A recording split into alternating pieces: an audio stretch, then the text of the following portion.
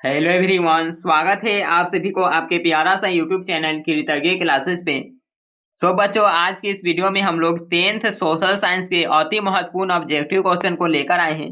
ये सभी MVVI objective question है जो कि आपके 2024 एग्जाम के लिए एकदम रामबाण क्लास होने वाला है। एकदम चुन कर आप लोगों के लिए लाया गया है। यहाँ से बहुत सारा प्रश्न है जो कि डायरेक्ट आपके एग्जाम में पूछा जाएगा। सारा का सारा प्रश्न एकदम आप लोगों के लिए चुन कर लाया गया है। यहाँ पर हम लोग 50 क्वेश्चन को करेंगे, जिसमें कि आपको बता दें कि एकदम 40 में 40 इस बार सोशल साइंस और साइंस ये दोनों में सही करके आना है क्वेश्चन।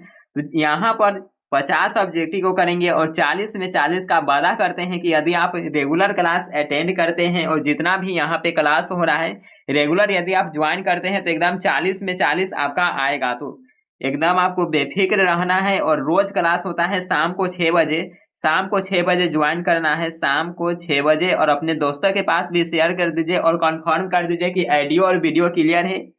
ऑडियो और वीडियो क्लियर है, जल्द से आप लोग कंफर्म कर दीजिए। तो शुरू करते हैं। और चैनल पे यदि आप पहली बार आए होंगे तो सब्सक्राइब करके ऑल नोटिफिकेशन को ऑन कर लीजिएगा।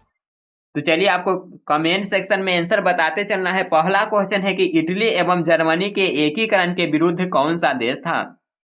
हिस्ट्री का क्वेश्चन पहला आपको मिल रहा है, दिया है कि इटली एवं जर्मनी के एकीकरण के विरुद्ध कौन देश था। ऑप्शन ए है इंग्लैंड, ऑप्शन बी रूस, option C Austria, option D Prussia. जल्द से आप लोग कमेंट कीजिए फर्स्ट का आंसर क्या होगा। इटली एवं जर्मनी के एकीकरण के विरुद्ध कौन देश था, तो ऑस्ट्रिया था। तो ऑप्शन नंबर सी इसका राइट आंसर हो जाएगा। अगला क्वेश्चन आपके पास है, जाल्बेराइन एक संस्था थी। जल्द से आप लोग कमेंट सेक्शन में आंसर बताते चलिए क्या होगा इसका सेकेंड का आंसर क्या होगा। सेकेंड का जाल्बेराइन एक संस्था थी, यह किसकी संस्था थी। ऑप्शन ए है क्रांतिकारियों की, ऑप्शन बी व्यापारियों की, ऑप्शन सी विद्वानों की और ऑप्शन डी है पादरी सामंतों की। जल्द से आप लोग बताइए किसकी यह संस्था थी। तो जाल्बेराइन नामक यह संस्था थी, यह व्यापारियों की संस्था थी। ऑप्शन नंबर बी इसका राइट आंसर है। नेक्स्ट क्वेश्चन आपके सामने है, साम्यवादी शासन का पहला प्रयोग कहाँ हुआ था। सबसे पहले हम लोग बात करें तो साम्यवादी शासन का जो सबसे पहला प्रयोग हुआ था यह पूछा है कि कहाँ हुआ था। तो आप लोगों को बताए हैं कि रूस में हुआ था। रूस में, ऑप्शन नंबर ए इसका राइट आंसर है, रूस। नेक्स्ट क्वेश्चन आपके सामने पेश है चौथा, हिंद चीन क्षेत्र में, यहाँ पे हिंद चीन कर लेंगे। हिंद चीन क्षेत्र में अंतिम युद्ध समाप्ति के समय अमेरिकी राष्ट्रपति कौन था। अंतिम युद्ध समाप्ति की बात किया है तो इस समय वहां के जो राष्ट्रपति थे वह कौन थे। ऑप्शन ए दिया है वाशिंगटन, ऑप्शन बी निक्सन। चलिए बताइए आप लोग, जॉर्ज बश या रूजवेल्ट, कौन थे अंतिम राष्ट्रपति हिंद चीन क्षेत्र के युद्ध समाप्ति के समय जो वहां के राष्ट्रपति थे, या निक्सन थे। ऑप्शन नंबर यहाँ पे बी राइट आंसर है, 4 का निक्सन। नेक्स्ट क्वेश्चन पे बढ़ते हैं। अगला यहाँ पे देखिए, गदर पार्टी की स्थापना किसने और कब की। चलिए एकदम शानदार प्रश्न है, 5 नंबर। आप लोग जल्द से आंसर बताइएगा, गदर पार्टी की स्थापना किसने और कब किया था। सेकेंड का आंसर जल्द से आप लोग कमेंट कीजिए।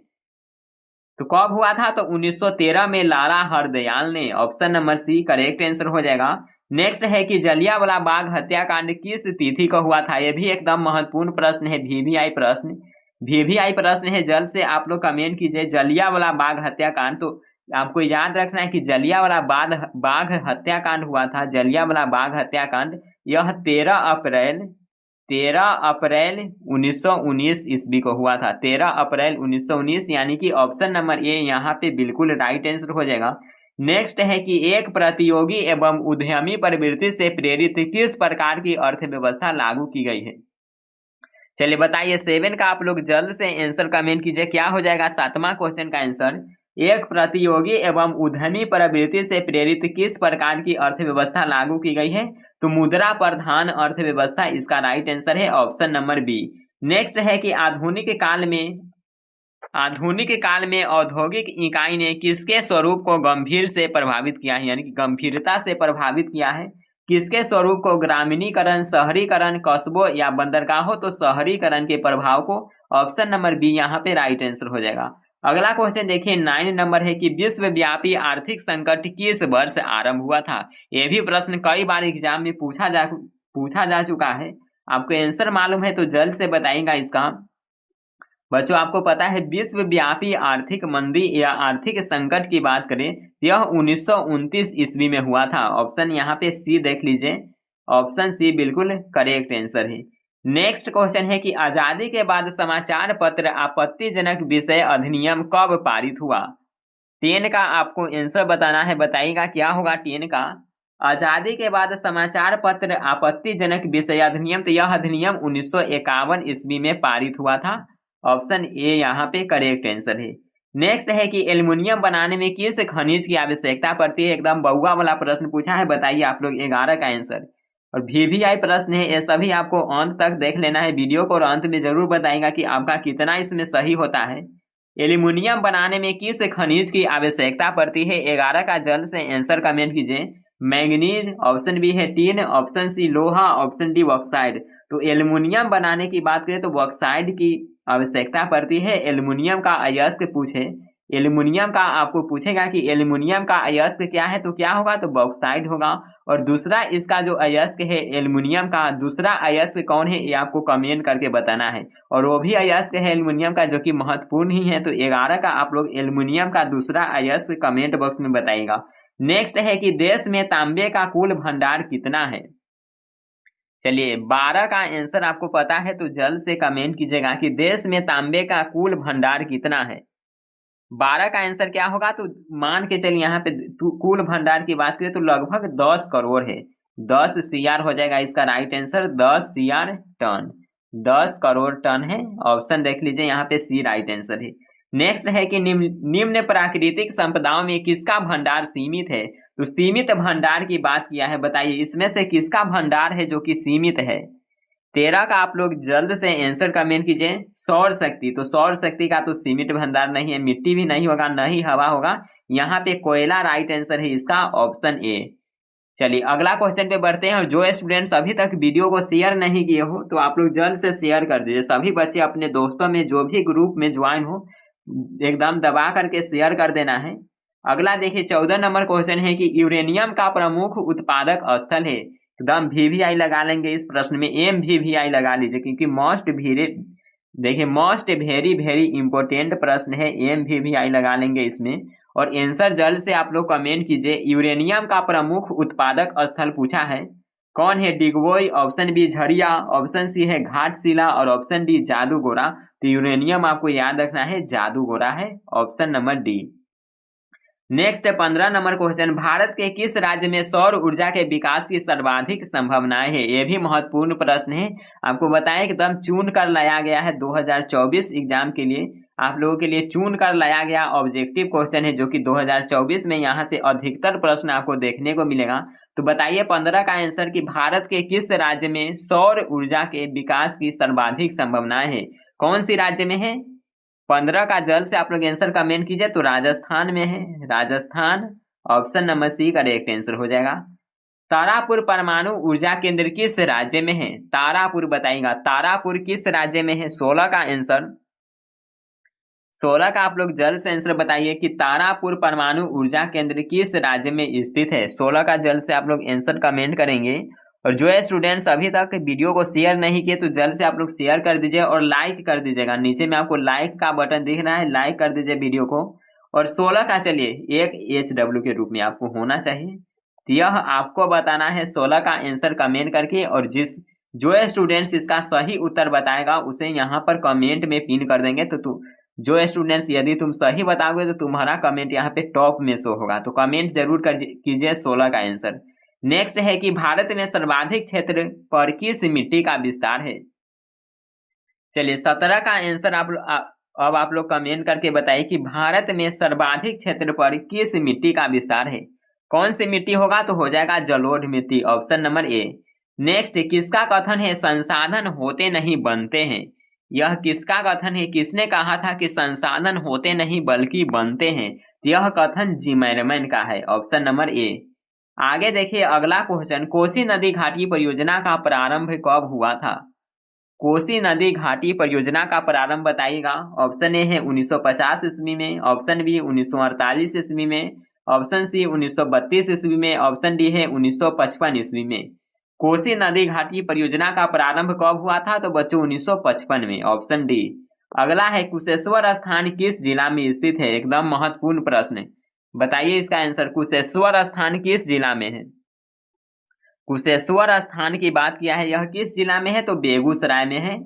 नेक्स्ट है कि दलित और महादलित की एक नई पहचान बना है, कहाँ पे दलित और महादलित ये दोनों का अलग से पहचान है? तो ये अपना बिहार में, बिहार हो जाएगा इसका राइट आंसर, ऑप्शन नंबर सी।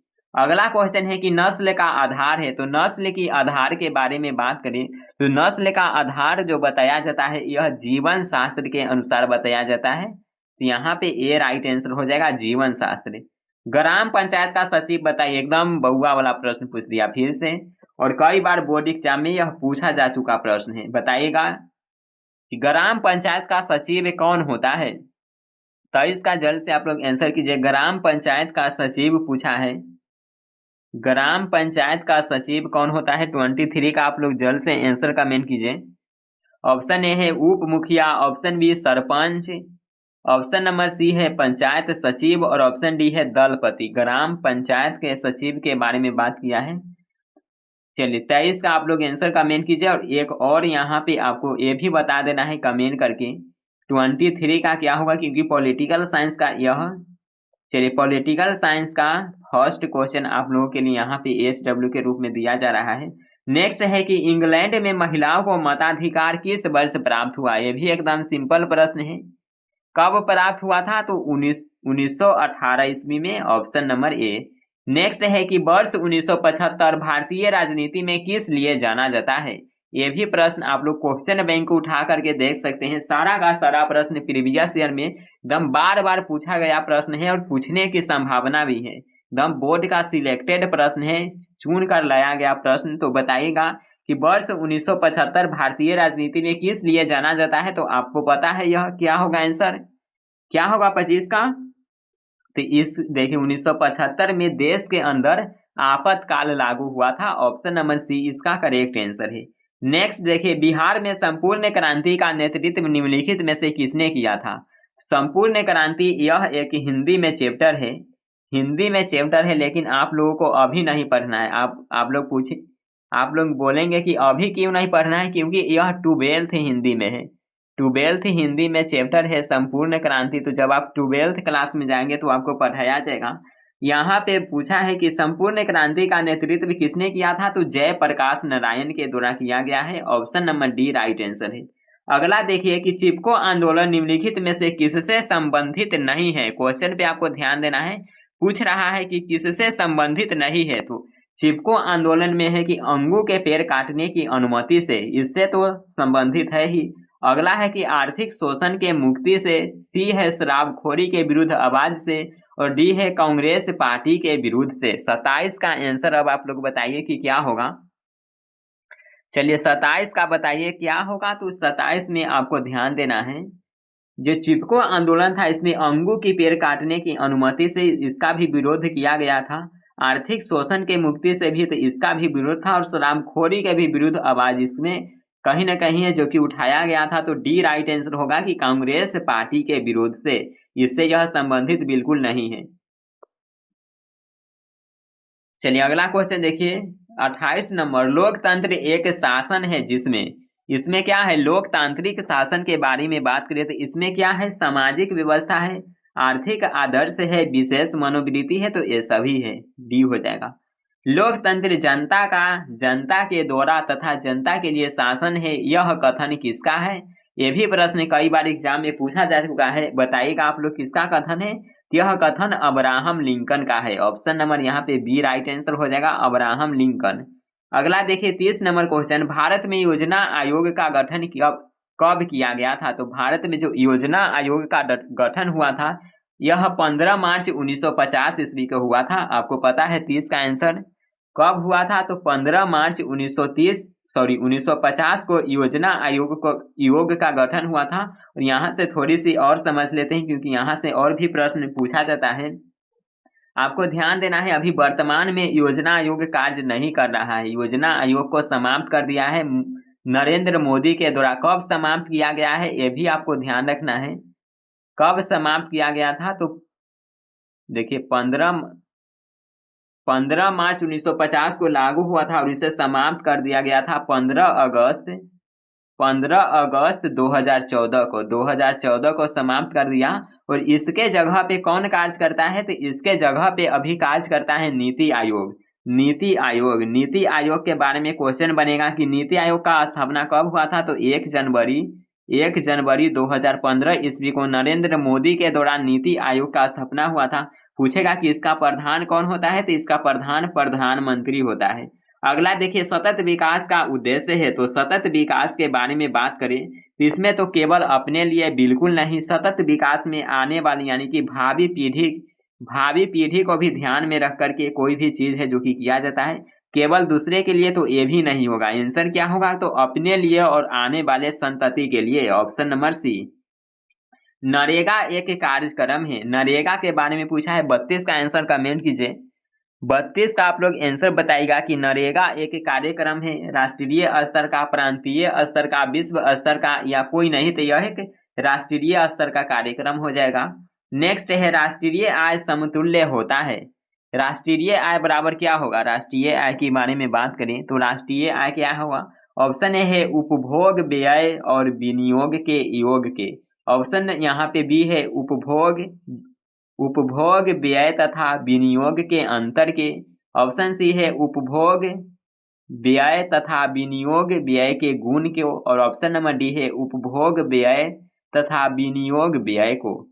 राष्ट्रीय आय के बारे में बात करें तो यह हो जाएगा उपभोग व्यय और विनियोग के योग के, यानी कि इसका ये राइट आंसर होना चाहिए। 33 का आप लोग कन्फर्म कर देंगे, थोड़ा सा इसमें डाउट है। 34 नंबर क्वेश्चन पूछा है कि भारतीय रिजर्व बैंक की स्थापना कब हुआ था? 1935 ईस्वी में। 1935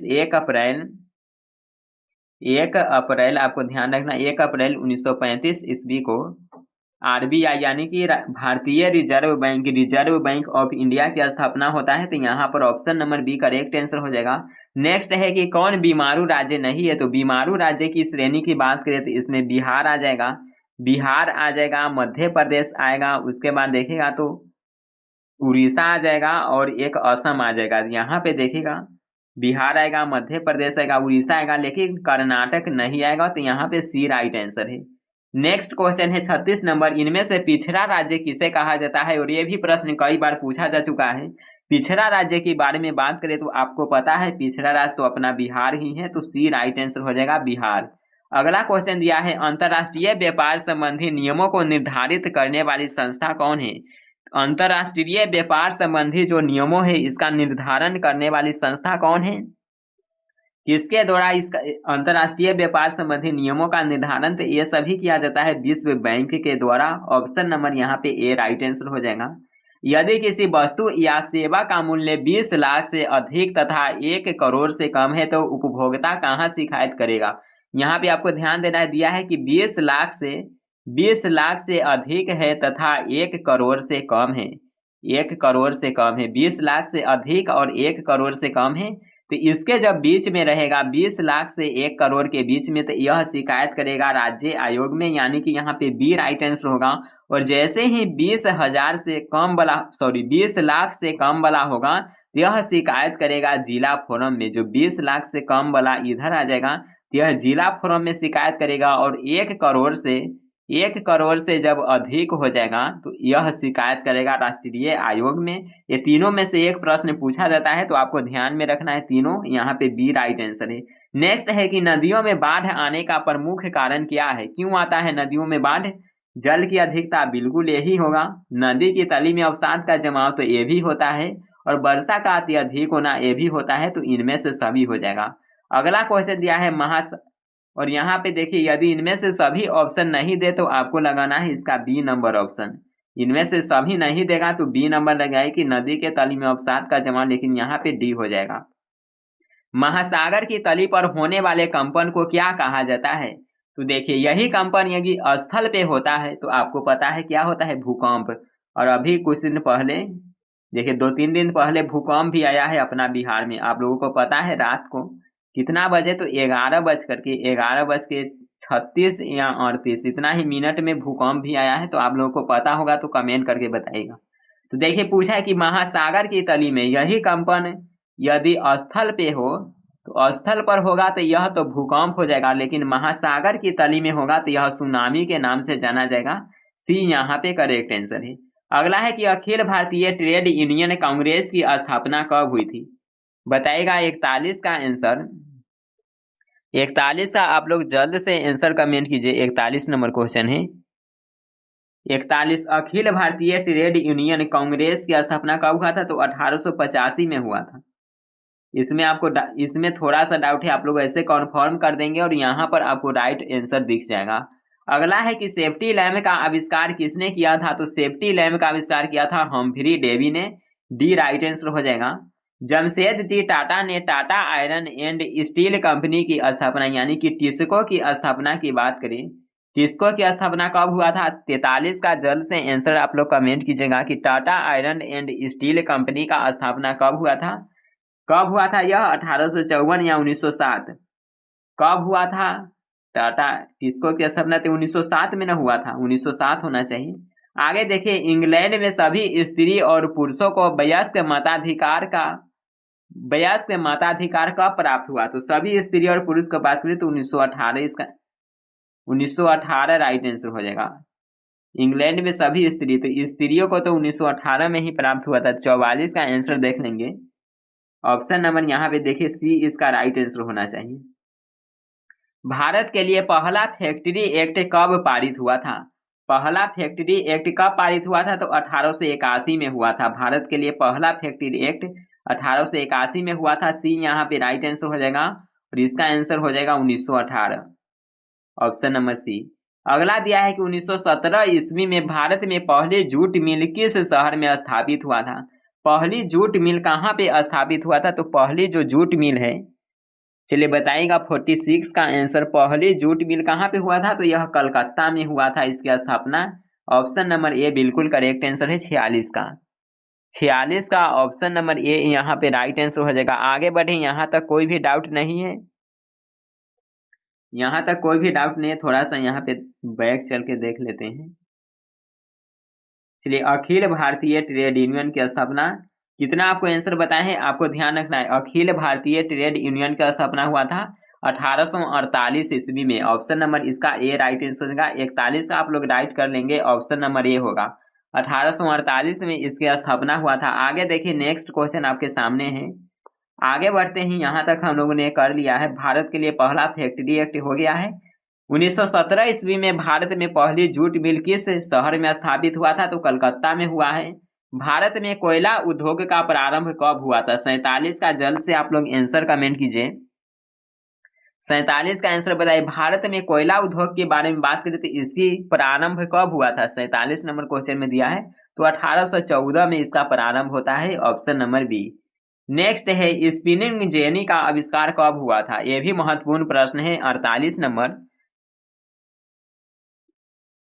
चलिए बताएगा स्पिनिंग जेनी का आविष्कार कब हुआ था? तो 48 के बारे में बात करें तो 1765 ईस्वी में स्पिनिंग जेनी का आविष्कार हुआ था। आगे देखिए क्वेश्चन, बंबई में सर्वप्रथम सूती कपड़ों के मिलों की स्थापना कब हुई थी? 49 का आंसर बताइए, कब हुआ था? तो यह 1854 में हुआ था। नेक्स्ट यहाँ पे लास्ट क्वेश्चन आपके सामने पेश है।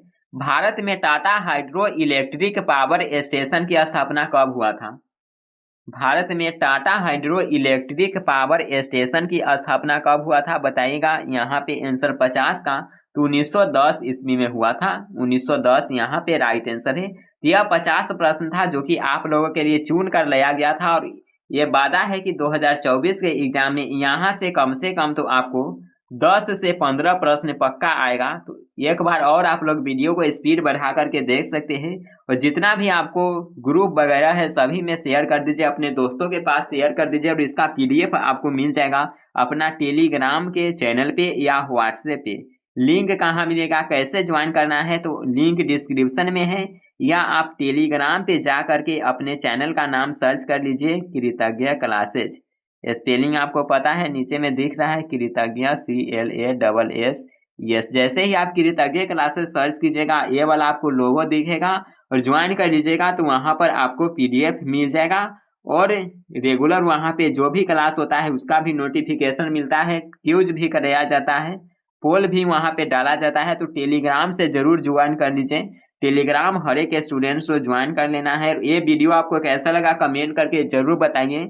यह टारगेट 2024 के ये एग्जाम हुआ था, टारगेट 2024 का। इसमें अब आपको 50 ऑब्जेक्टिव का सीरीज करना है या 80 ऑब्जेक्टिव का सीरीज करना है, ये भी कमेंट करके बताइएगा। और मिलते हैं हम लोग नेक्स्ट वीडियो में, तब तक के लिए bye everyone, take care, love you all.